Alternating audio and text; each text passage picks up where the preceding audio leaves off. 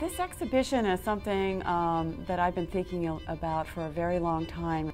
Feminine beauty and alternate definitions to the ones that we're bombarded with every day in our popular culture. There are these sort of commonly accepted standards of beauty, but then there's something else. I know about it. So in the back of my mind, not only was I thinking about, well, what would an alternate, what would uncommon beauty look like? And then I started noticing that there are some artists in our greater Washington, D.C. area that, in my mind at least, tackle these issues.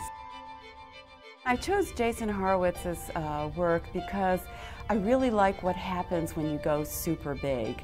I think when you approach these close-ups, but blown up to sort of gigantic scale, it starts falling apart the closer you get, and then you start seeing, well, maybe it's not really perfect after all. I don't think of it as pushing past beauty. I mean, one of the issues that I do think about with the work is keeping that tension. I want them actually, to find that beauty in the ordinary. And so a lot of people look at the pictures and they think they're kind of extreme views of people. And, there's also another kind of tension in the work, is a tension between attraction and repulsion. So I try to make the images really beautiful and attractive in that kind of big, colorful picture kind of way. And yet, at the same time, some of the details and some of the things you see are not that attractive. And I think that goes to the nature of not just the way people look, but the way people are. Athena Taka had this idea, I'm going to look hard at myself and document myself as I age. Just the idea that she decided to do and to continue with this project, and I think not only shows courage, but also a coming to terms and an ease with her identity as it changes over time. It's a question of metamorphosis, absolutely, and she talks about sort of the beauty of very old women, maybe not, and again, not in the Marilyn Monroe sense of beauty, but in another sense, in an alternate sense. A lot of women have documented themselves having breast cancer and coming out on the other side. What particularly attracted me to Kay Chernish's approach is that there is this amazing sense of transformation, and it's not stark realism. It's a combination of sort of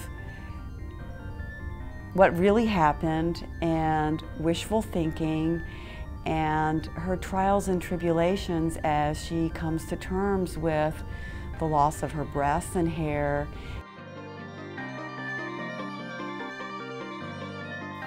The pictures became a way of dealing with all of the emotions that had been set aside during this fight to get through whatever it was that I had to get through, the surgery, the reconstruction, and so on, the chemotherapy.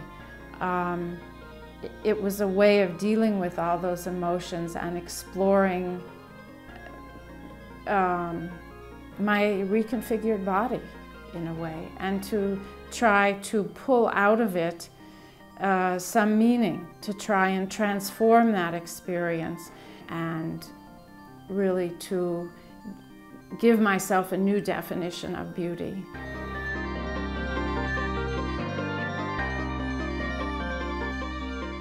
The 6 artists that I chose for the exhibition, I think each presents a very personal, very passionate take on a different definition or a different contextualizing of feminine beauty. And one of the threads that I kept looking for is a sense of transformation and tension between outer and inner beauty.